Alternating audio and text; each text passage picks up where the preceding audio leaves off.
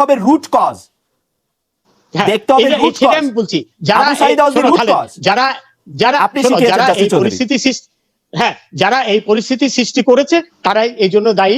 পরিস্থিতি সরকার সৃষ্টি করেছে, পরিস্থিতি সৃষ্টি করেছে শিবির। এই যে শিবির জামাত, এটা তো বাস্তবতা। এই শিবির জামাত বাংলাদেশের রাজনীতিতে কি ভূমিকা পালন করছে সেদিকে আমাদের জানা নেই। শিবির জামাতের এত শক্তি আছে, আওয়ামী লীগ 4টা ইলেকশন করলো পর পর, শিবির জামাতের এত শক্তি আছে, অবশ্যই 4টা ইলেকশন করলো। শিবির জামাতের শক্তি তারা বিদেশ থেকে পয়সা পাচ্ছে প্রমাণিত, তারা বিদেশ থেকে নির্দেশনা পাচ্ছে প্রমাণিত। যে পয়সাগুলো দেশ থেকে চলে যাচ্ছে সেগুলো শিবিরের ফিরে আসছে না, হ্যাঁ এগুলো শিবির আবার ফেরত পাচ্ছে এই জিনিস। এবং শিবির জামাত আমরা উপেক্ষা করে যাব এটা তো কোনো কথাই হতে পারে না। শিবির জামাত আমাদের দেশে ধ্বংসাত্মক রাজনীতি করছে।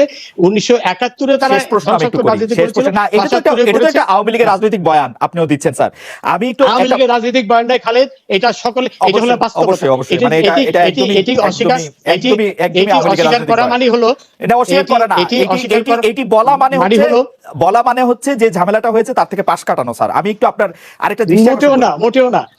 শোনো, এই শিবির জামাতের একমাত্র উদ্দেশ্য দেশকে পাকিস্তান বানানো, দেশে তালেবানি রাষ্ট্র প্রতিষ্ঠা করা, এবং এই উদ্দেশ্য নিয়েই তারা, এটা তো জামাত শিবিরের সাথে আমার কথা, জামাত শিবিরের এই উদ্দেশ্যের কথা তো তারা বলে না, জামাত শিবির তো এই উদ্দেশ্যের কথা বলে না, এই যে সাধারণ ছাত্রদের, শোনো খালেদ, সাধারণ ছাত্রদের ব্যবহার করা হয়েছে, তারা জানতো না, না জেনেই তারা এই জামাত শিবির বিএনপির ফাঁদে পা দিয়েছে, পা দিয়ে এখন কিন্তু তারা বুঝতে পেরেছে, বুঝে তারা জাসির চৌধুরী ফর আর্গুমেন্টস আছে,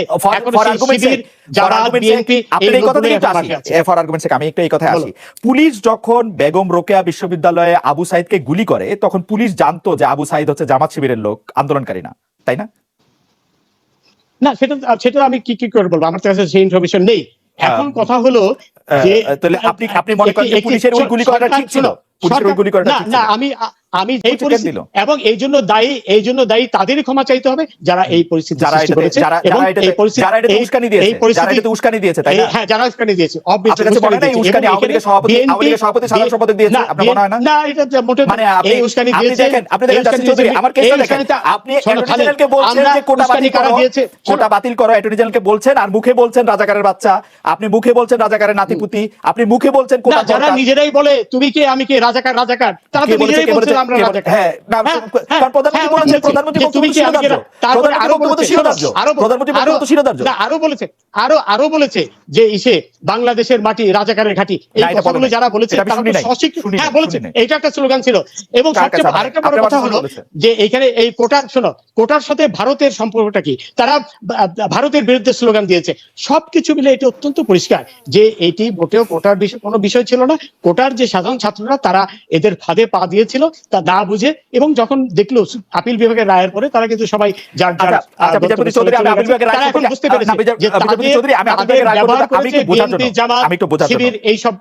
এইসব লোকেরা। বিচারপতি চৌধুরী, আমার একটু বোঝার জন্য যে তাইলে দেখা যাচ্ছে যে সরকার প্রথম থেকেই কোটা বাতিলের পক্ষে ছিল, মানে এবং আন্দোলনকারীরা যা চেয়েছিল তাই চেয়েছে, প্রমাণিত, এটা প্রমাণিত এবং ডকুমেন্টেড।